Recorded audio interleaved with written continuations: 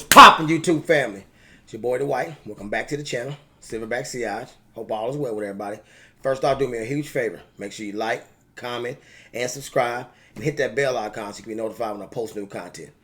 Don't forget to please make sure you guys are tapping in on those affiliate links that I have pop up on the screen at the beginning of these videos, because like I stated before, it will definitely help the channel grow. Now tonight, I plan to probe off into a house that this is my first offering from them. I've heard a lot about it, especially for those who like some booze in their fragrances.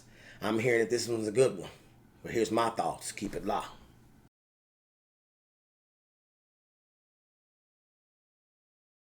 Well, let's get down to it. First, before I get off into the fragrance, for those of you that sip whiskey or bourbon, leave in the comments what y'all sipping tonight. As you can see, this is my pour for today and for tonight. I'm going with that Eagle Rare 10 year. But back to the regular scheduled program. Like I stated before, I'm actually probing off into the house, Les Indémodables. And I'm not exactly for sure if I'm pronouncing that right, but that's kind of what I've heard in the few other fragrance videos that I've heard people announce this fragrance here. And the name of this fragrance is Vanille Havane. Box presentation. This is a 50 ml bottle. Nothing on the top. Basic product info on the back. And more of that on the bottom. But I know you guys are not interested in the box. Here's your bottle presentation. Looks like their insignia on the top. And basic product information nobody cares about on the bottom. Let's give her a spray and let's break this thing down.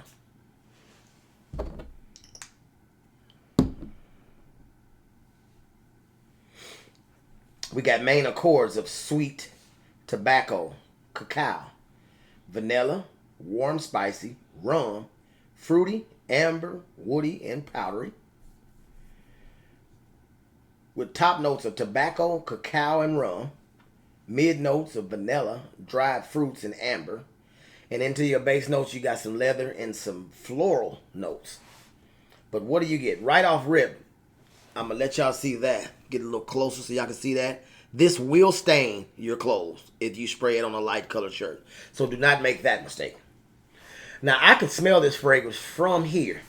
You get that rum, you get that tobacco, and it's an authentic, not just rugged tobacco. This is a very, very smooth and moist tobacco smell, if you from what I'm knowing of smelling that when I was younger. But you get a very, very distinctive cacao note. So you get some chocolate as well. This fragrance right here is outstanding. It lasts for a good long time, but it's not a crazy long. It's not a crazy far projector, so it's more of a scent bubble type of scent profile. It's perfect for fellas night out. Can you wear it on a date with your lady? Yeah, but it wouldn't be at the top of my list depending on where we're going. Because if we're doing couples night out, say at a pool hall, I would reach for this. If we're going somewhere where it's couples night out, maybe going to a speakeasy or a bar for dinner / some cocktails, I would reach for this. If we're even going to someone's barbecue or the barbecue is already in motion, but we're going over there to hang out with friends, I would reach for this then too. This ain't per se your cuddle buddy scent profile though. I would reach for other things that got more lady-friendly notes for me and my wife to do something like that. But this thing here is the best, and I do mean the greatest boozy scent that I have ever smelled in my journey thus far. Now, I've smelled Roger's Enigma, or some people call it Creation E. Excellent. I've also smelled Mind Games, French Defense. It's awesome. Think of some other boozy ones. Angel Share by Killian, which I smelled a lot of Killians with booze. But this here trumps them all from what I've experienced so far. It's got some of the smoothest rum. To me, I smell a little bit of cognac because of the sweetness as well, but it could be just a sweet rum, like a Baku or something like that. But everything about this fragrance is classy, high quality, smells really, really good, and it lasts, and it gives you all of the nuances that the note breakdown give to you. That's why I broke out a nice bottle of bourbon to drink with it alongside it, one that people are highly sought after. But this thing here, on a scale from 1 to 10, would be a 12 if I could give it. But I'm going to give it a 10 out of a 10. It's the best boozy scent that I've ever smelled.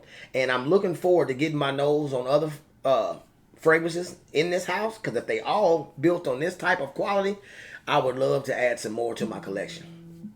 It's 200 and I believe $45 or $55 on Lucky Scent's website. It's an extremely hard fragrance to find as far as being able to price check or price compare on multiple websites. I've only seen it on one. But like I stated before, and I'll state it for the third time, the best boozy scent that I've ever smelled.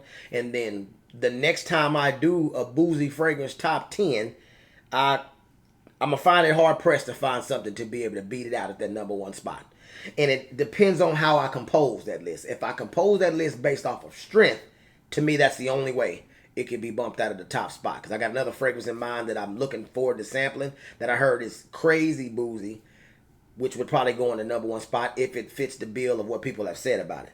Now, this thing right here, if you guys have got your nose on it, let me know in the comments what you think of it. And what made me try this fragrance was EQ over E-quality fragrances. I heard him say something about it probably 2 years ago. Then I got a chance to get my nose on a baby sample because it was almost gone in New York at Scent Bar. And then I got a chance to smell it again at a later date. And I said, I got to have a bottle. And now we're here now. But other than that, that's my time. Peace.